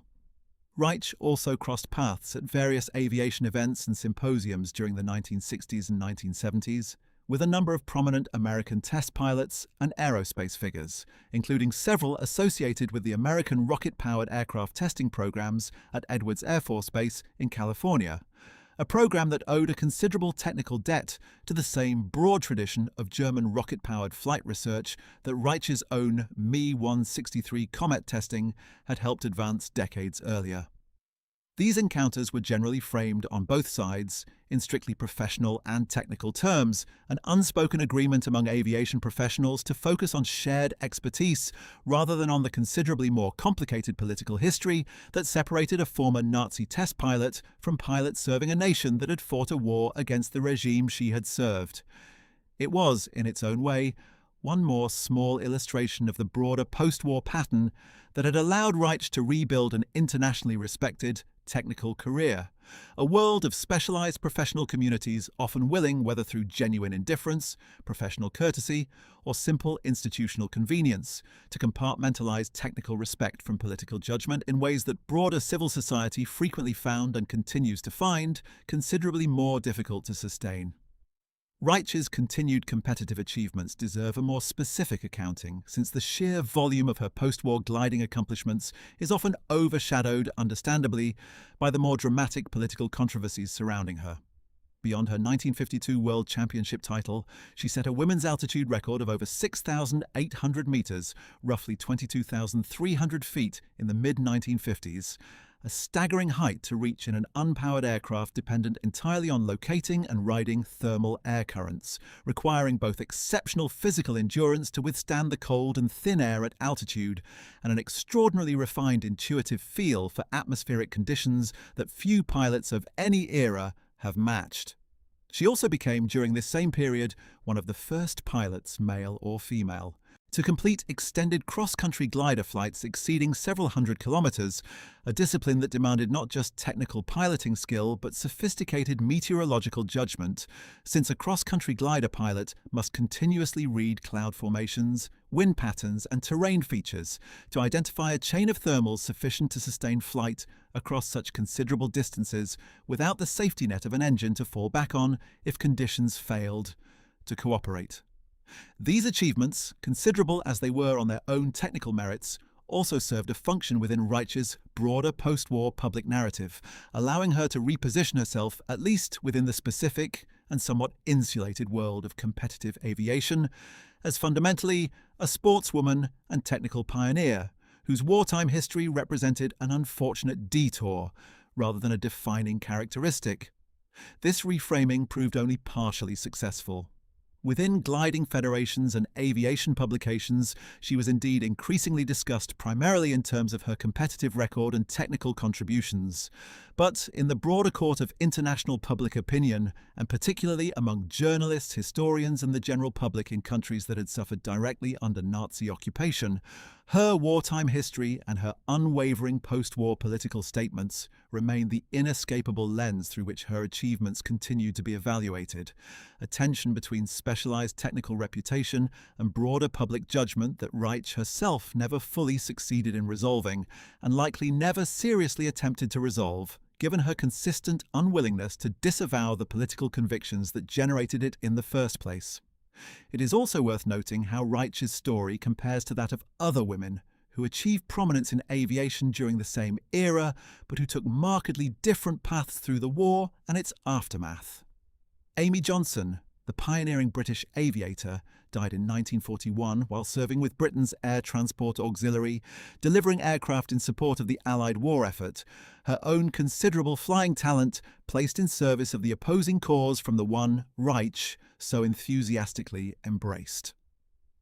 Jacqueline Cochran, the American aviator who would go on to found the Women Air Force Service Pilots Program and later become the first woman to break the sound barrier, built her own extraordinary career on the Allied side of the same conflict, eventually becoming a friend and professional colleague of Chuck Yeager within the tight-knit post-war community of record-setting test pilots. That three of the 20th century's most talented female aviators found themselves aligned with such radically different, indeed opposing, national causes during the same global conflict is a reminder that individual technical brilliance in aviation, as in so many other fields, never existed in a vacuum, separate from the political currents of the era, and that the choices these women made about which cause to serve, choices shaped by nationality, circumstance, and individual conviction alike, mattered enormously to how history would eventually come to remember each of them. By the late 1970s, Hanna Reitsch, now in her mid-60s, remained a physically vigorous woman, still flying gliders regularly, and still, by every account from those who knew her during this period, possessed of the same formidable energy and unshakable self-assurance that had characterized her since her earliest days as a young glider pilot in the mountains above Hirschberg, nearly 5 decades earlier. Friends and colleagues from this later period describe a woman who had, in some respects, mellowed personally, becoming a warmer and more approachable figure to younger pilots and students than the intensely driven, sometimes prickly perfectionist who had dominated Luftwaffe test programs in her 20s and 30s. And yet her political convictions, on the rare occasions when interviewers or acquaintances pressed her on them, remained essentially unchanged from the positions she had first articulated in the immediate aftermath of the war, a remarkable, if troubling, consistency across more than 3 decades of dramatic global political transformation, a period that had seen the full documentation and international acknowledgement of the Holocaust, the trial and punishment of numerous senior Nazi officials, the construction of memorials and museums across Europe dedicated to the regime's victims, and a broad, if uneven, generational reckoning within West Germany itself with the full scope of what had been done in the German people's name between 1933 and 1945. On August 24, 1979, Hanna Reitsch died suddenly at her home in Frankfurt, West Germany. She was 67 years old. The official cause of death was recorded as a heart attack, a conclusion consistent with her age and the decades of physical stress her body had absorbed across a lifetime of dangerous test flying, serious crashes, and the general cardiovascular strain of an active, physically demanding life. Some later accounts and biographers have raised questions about the exact circumstances of her death, with a small number suggesting the possibility of suicide, though no definitive evidence has ever substantiated this alternative account. And the official medical determination of a natural cardiac event remains the most widely accepted explanation among historians and biographers who have examined the available records. Whatever the precise circumstances, her death marked the end of an extraordinary and deeply contradictory life, one that had begun with a small girl leaping from rooftops with an umbrella in a provincial Silesian town, and ended, 67 years later, with the death of a woman still, by all available evidence, entirely unrepentant about the most controversial chapter of everything she had accomplished in between. Reitsch's funeral and the immediate public reaction to her death reflected the same deep, unresolved tension that had defined her entire post-war public life. German and international aviation publications marked her passing with substantial coverage, acknowledging her genuine and historically significant technical achievements, her pioneering helicopter demonstrations, her glider world records, her contributions to rocket-powered flight testing, and her remarkable, if morally troubling, role in the war's final dramatic days. But this coverage existed alongside and was frequently complicated by renewed public discussion of her unwavering wartime and post-war political sympathies, a discussion that had accompanied virtually every major public moment of her life since 1945, and that continued, appropriately, to shape how obituary writers and historians alike chose to frame the meaning of her extraordinary career. There was no single, uncomplicated way to summarize what Hanna Reitsch had accomplished and represented, and the obituaries that appeared in the days following her death largely reflected that fundamental difficulty, several offering extensive technical praise for her aviation achievements while devoting equal or greater space to unresolved questions about her political legacy and her lifelong refusal to disavow the regime she had served. In the decades since her death, Hanna Reitsch's historical reputation has continued to occupy this same deeply contested space. And if anything, the passage of time and the accumulation of further historical research have only sharpened rather than resolved the central tensions her life presents.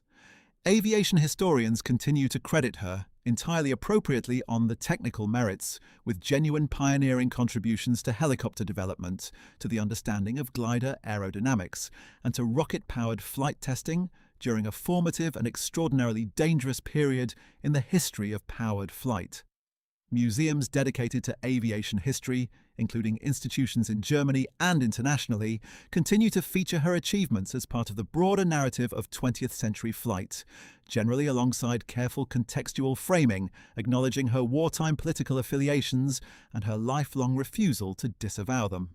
Historians of the Third Reich's final days, meanwhile, continue to treat her first-hand bunker testimony as an invaluable, if inherently compromised, primary source, one requiring the same careful critical scrutiny that any account produced by a devoted, unrepentant participant in the events it describes necessarily demands. What makes Hanna Reitsch's story so uniquely difficult to categorize, even by the standards of a channel that has covered dozens of complicated figures from this era, is the sheer scale of the contradiction her life presents.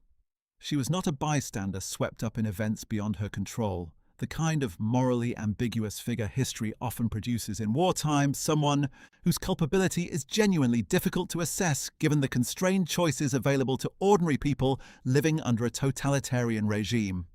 Reitsch chose repeatedly and enthusiastically at every major juncture of her adult life to align herself as closely as possible with the Nazi regime's most extreme projects, from her advocacy for a literal suicide weapons program to her willing role as one of the regime's most effective aviation propaganda symbols.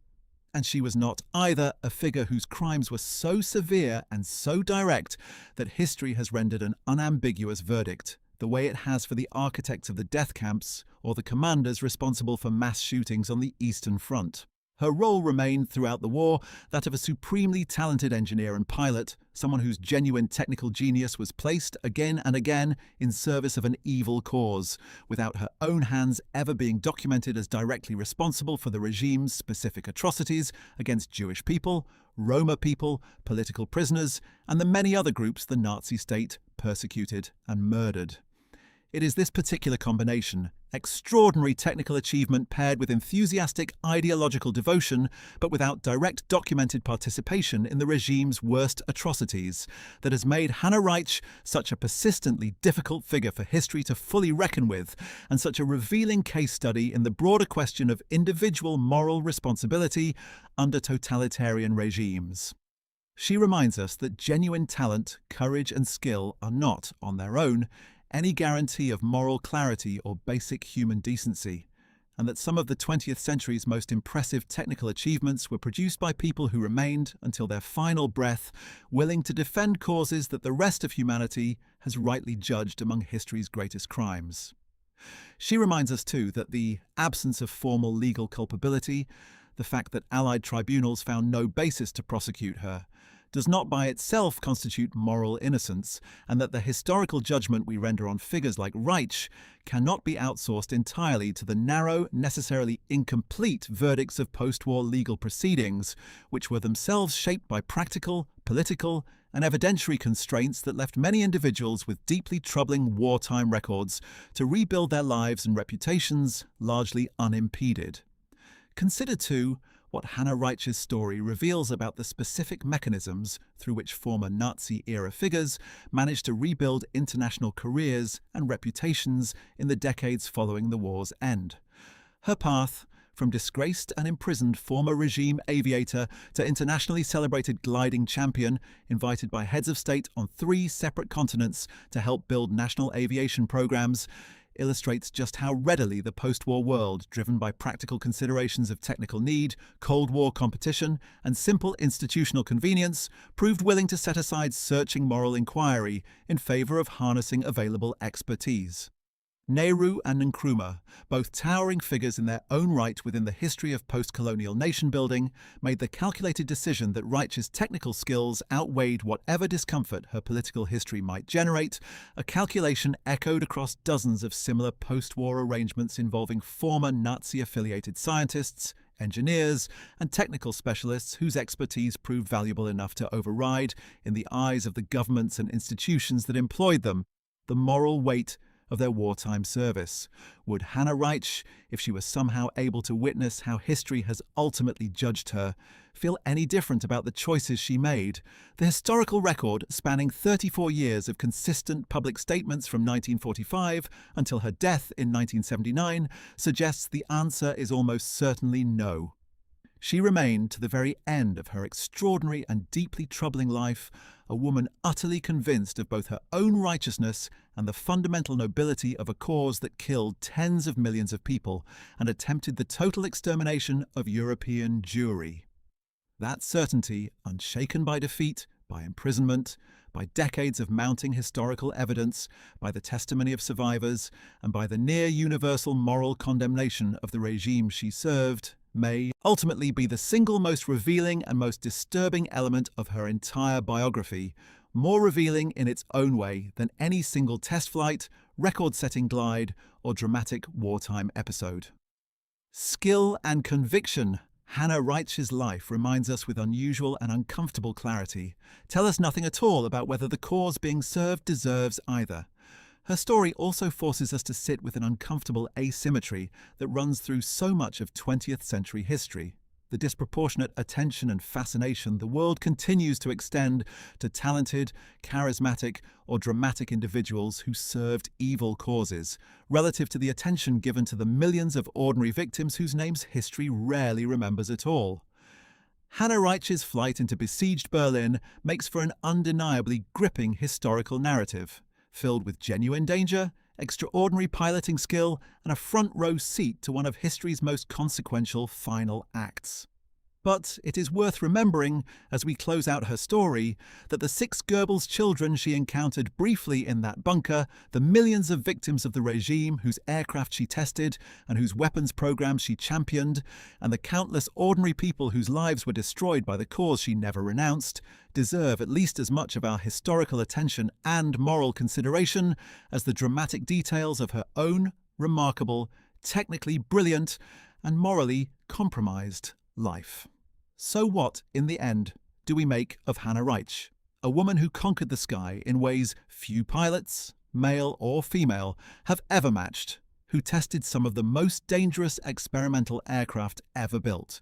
who survived a catastrophic crash that would have killed most people, who flew directly into a besieged, burning capital city to stand at the very center of one of history's most consequential collapses, and who then spent the next 34 years of her life defending, without hesitation or apparent doubt, the man and the regime responsible for one of history's greatest moral catastrophes. She was extraordinary and she was unrepentant, gifted and morally blind, celebrated by aviation historians and condemned by virtually everyone who examined the full scope of her political convictions. Her life offers no easy resolution, no simple redemption narrative, and no comfortable final verdict, and perhaps that discomfort, that stubborn refusal to resolve neatly into either heroism or straightforward villainy, is precisely why her story continues to demand our attention. Nearly a century after that young girl first climbed onto a rooftop in Hirschberg, convinced that she could fly.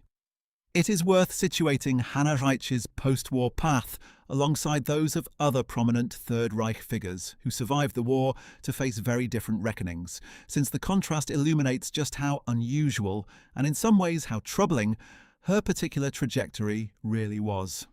Albert Speer, Hitler's armaments minister, served 20 years in Spandau prison, following his conviction at Nuremberg, and emerged to cultivate a carefully constructed public image of contrition, writing best-selling memoirs in which he claimed, with a credibility historians have since extensively challenged, that he had been largely ignorant of the Holocaust, despite his central role in the wartime economy that relied so heavily on slave labor drawn from concentration camps.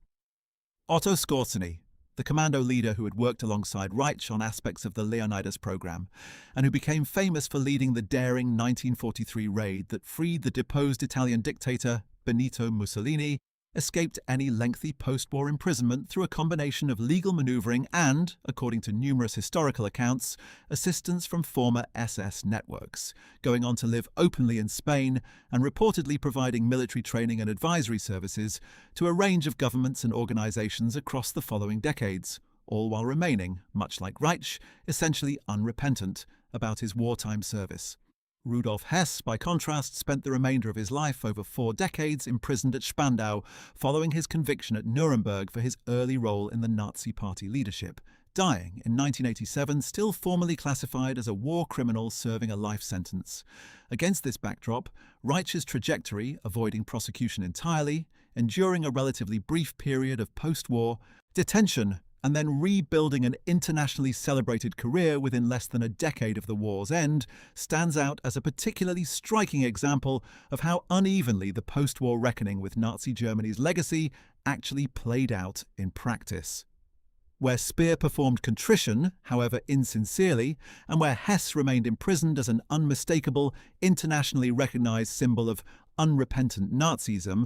Reitsch occupied a genuinely unusual middle position,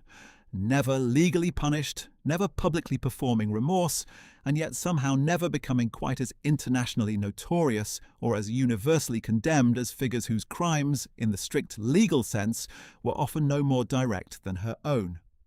Her case illustrates something important about how post-war societies actually process complicity, namely that formal legal categories, technical professions, and specific individual notoriety all shaped who faced consequences and who did not, in ways that frequently bore only a loose relationship to the actual depth of an individual's ideological commitment to the regime and its crimes.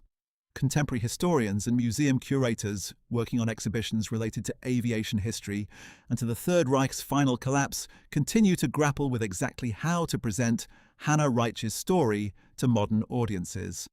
The challenge is a familiar one within Holocaust and World War II education more broadly: how to acknowledge genuine technical or historical significance in an individual's actions without inadvertently minimizing, excusing, or aestheticizing their service to a genocidal regime. Museums and educational institutions that address Reitsch's career today generally take considerable care to situate her aviation achievements within the fuller context of her ideological commitments and her post-war refusal to disavow them, treating her not simply as a pioneering female aviator whose story happens to intersect with the war, but as a case study in exactly the kind of moral complexity and willful self-deception that made the Nazi regime's decades-long project possible in the first place, sustained not only by its most notorious architects, but by thousands of talented, capable individuals like Reitsch, who lent their skills to the cause with genuine enthusiasm and, in her case, sustained that enthusiasm's underlying convictions for the rest of their lives. There is also a broader lesson embedded in Reitsch's story about the specific vulnerability of technical and scientific communities to exactly this kind of moral compartmentalization, a lesson that extends well beyond the specific historical circumstances of Nazi Germany. Engineers, pilots, and scientists are trained by the very nature of their disciplines to focus intensely on narrow technical problems, to measure success by whether a given system performs as designed, and to take genuine pride in solving difficult, dangerous, and complex problems. That same intense technical focus, Reitsch's story suggests, can become a mechanism for avoiding harder moral questions about the ultimate purposes to which one's technical skills are being applied. A dynamic that historians of science have identified across numerous other contexts throughout the 20th century, from the physicists who worked on nuclear weapons programs to the chemists whose work enabled industrial-scale pesticide, and, in a chilling historical irony directly relevant to the Holocaust, chemical weapon production.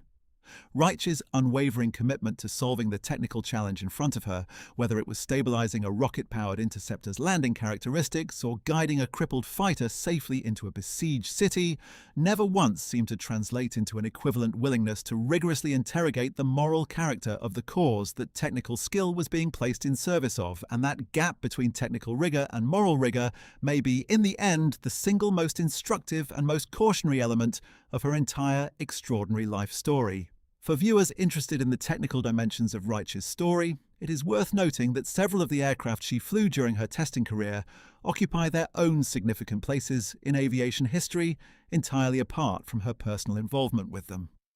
The Messerschmitt Me 163 Comet, despite its extraordinarily poor safety record and its ultimately limited operational impact on the war, remains historically significant. As the only rocket-powered fighter aircraft ever to see combat service, and the lessons learned from its development, including many drawn directly from Reitsch's own test flights and her detailed notes following her near-fatal 1942 crash, informed rocket propulsion research that would eventually contribute to both military and civilian aerospace applications for decades afterward. The Focke-Wulf FW-61 helicopter she piloted so dramatically in 1938 is likewise recognized by aviation historians as a genuinely pivotal aircraft in the early development of practical rotary wing flight, predating and directly influencing the helicopter designs that would proliferate rapidly across military and civilian aviation in the decades following the war. That a single pilot's career intersected so directly with both of these genuinely significant technical milestones, quite apart from the more dramatic and morally fraught episodes of her Berlin bunker flight and her Leonidas squadron advocacy, underscores just how technically consequential Reitsch's contributions to 20th century aviation actually were, even as that technical consequence exists in permanent, unresolved tension with the political cause those contributions were placed in service of. In the final accounting, Hanna Reitsch's life resists the kind of tidy narrative arc that makes for the most comfortable historical storytelling. She was not a monster in the conventional sense, not a camp commandant or an architect of genocide whose crimes admit no defense or complication. But she was also not merely a brilliant, apolitical technician, swept up by historical forces beyond her control, a framing her own memoir worked hard to cultivate, but that the full historical record simply does not support. She occupies, instead, a genuinely uncomfortable middle space that this channel has explored before in the stories of other Nazi-era figures whose culpability defies easy categorization, a space inhabited by people whose extraordinary individual talents were placed, with apparent enthusiasm and sustained conviction, in service of a regime whose fundamental nature they never seriously questioned, then or in the many decades of reflection that followed. It is a space that continues to demand careful, honest historical examination precisely because it is so much more common across the broader sweep of the 20th century's various catastrophes than the comparatively rarer cases of undiluted, cartoonish villainy that popular history sometimes prefers to focus on instead. There is one final irony worth noting before we close this story.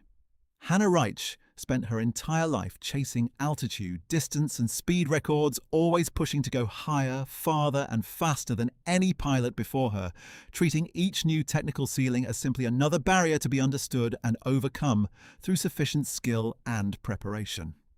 In the end, the historical judgment of her life turned out to hinge not on any of those measurable achievements, however genuinely impressive they were, but on something considerably harder to chart on an instrument panel. The moral altitude, so to speak, at which she chose to fly through the central catastrophe of her century. On that measure, whatever the aviation record books might say about her extraordinary technical accomplishments, Hanna Reitsch never gained the heights so many who watched her rise expected and hoped she eventually would. Well, that's it. We hope you found Hanna Reitsch's extraordinary and deeply complicated story as fascinating as we did. If you want to learn more about the final days inside Hitler's bunker and the fates of the other women who were there, make sure to check out our video on what happened to the wives of Nazi leaders after World War II, where we cover figures like Eva Braun and Magda Goebbels in far greater depth. And if you're curious about how the men at the very top of the Nazi military command met their own ends after the war, our video on what happened to Germany's field marshals after World War II picks up many of the same threads of capture, trial and post-war reckoning that shaped Reitsch's own remarkable story. Don't forget to like this video, subscribe to the channel, and hit that notification bell so you don't miss any of our upcoming deep dives into the most fascinating and complicated figures of the Second World War. Thanks so much for watching, and we'll see you in the next one.